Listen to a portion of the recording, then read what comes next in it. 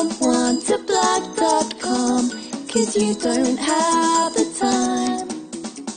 You can focus on your job while we blog for you. Check out the website and you'll see. Today you are in for a special treat on episode number 20 of Be Seen Vlogging.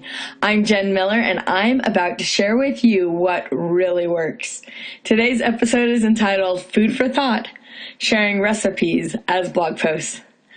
The holidays are the perfect time to introduce one of my favorite types of posts, the recipe post. It doesn't matter if you run a high-end boutique or an insurance agency. Sharing your grandmother's pecan pie or dad's spiced eggnog adds a special flavor to your website. Plus, if the recipe is amazing, it will be more than shared.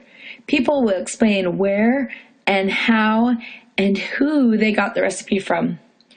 Have you ever heard a conversation like this? Lisa, these cookies are delicious. Did you make them yourself? Actually, Bob, it's a funny story.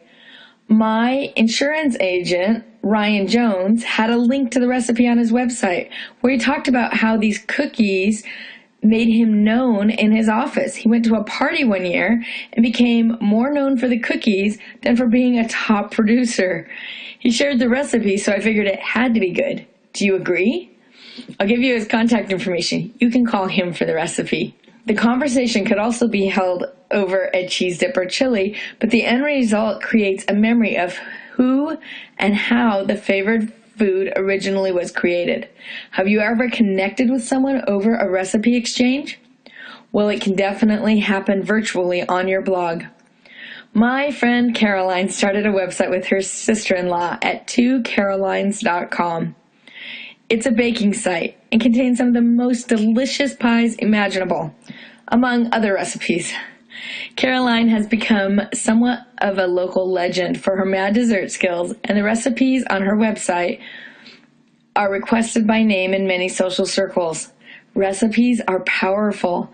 They may invoke feelings of comfort or be a way to express oneself, but in the end, they satisfy a universal need. Everyone likes good food. People who share good food and the recipes behind them are seen as generous. Start being generous on your blog this holiday season. Share a family favorite or hold a contest and request entries from your readers, offering up a gift card and publication or bragging rights to the winning recipe. Either way, you'll find engagement when you bring food into your content mix. It really is a recipe for a winning website. So to accomplish this type of post, the recipe post, you need two sections, the ingredient portion and the directions to prepare and serve part. Start with a winning title that incorporates ingredients and recipe origins. List appropriate servings and then get started with the meat of your post. List the ingredients and the amounts required in bullets or columns in the order needed. Spell out abbreviations as this is going on your website, and search engines prefer real words. Capitalize first letters in the list because it looks better, but avoid end punctuation on ingredient lists. Recommend specific products if you believe they impact the end result. If generic can be used without changing the flavor or texture, then it's fine to leave out brand names. But if it matters, you want to have the brand name included. Give exact measurements, temperatures, and times, with each step listed as a separate paragraph.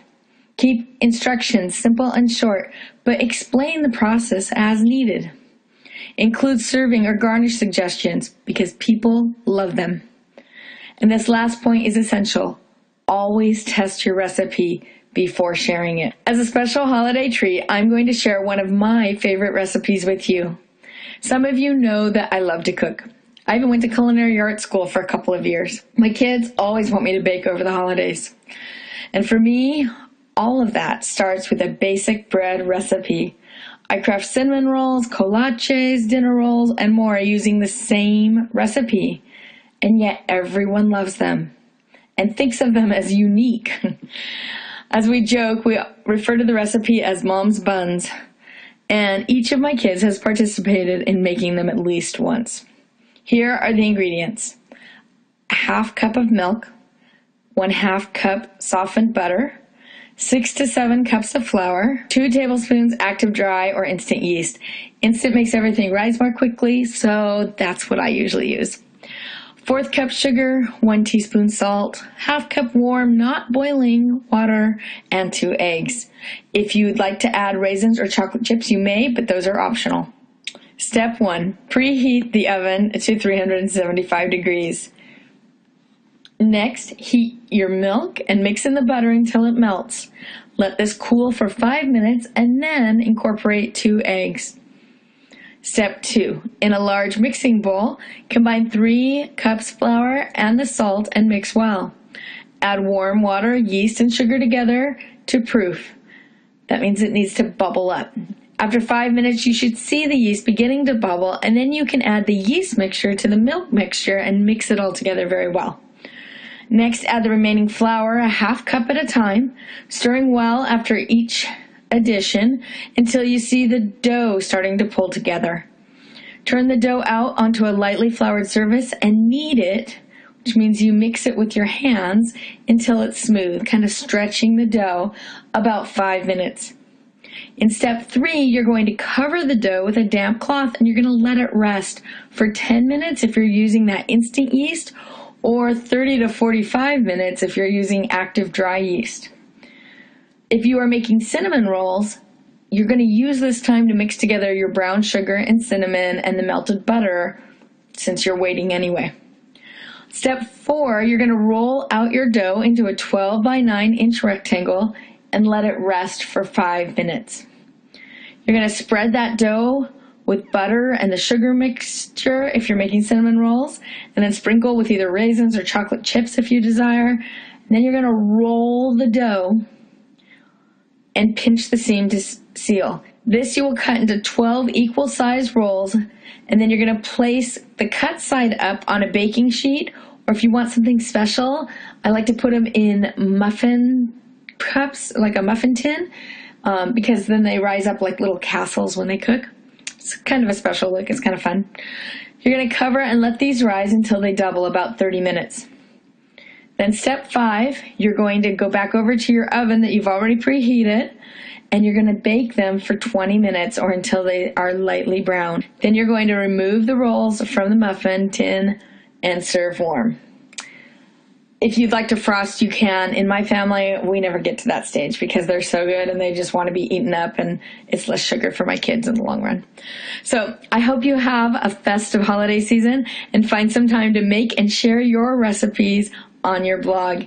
Next week on Be Seen Blogging, be ready to plan because we are going to be discussing resolution posts and setting goals. Talk to you then. Need someone to blog.com, 'cause you don't have the time. You can focus on your job while we blog for you. Check out the website and you'll see. Try it out and become an icon of your industry. We will develop a voice for your blog to connect with your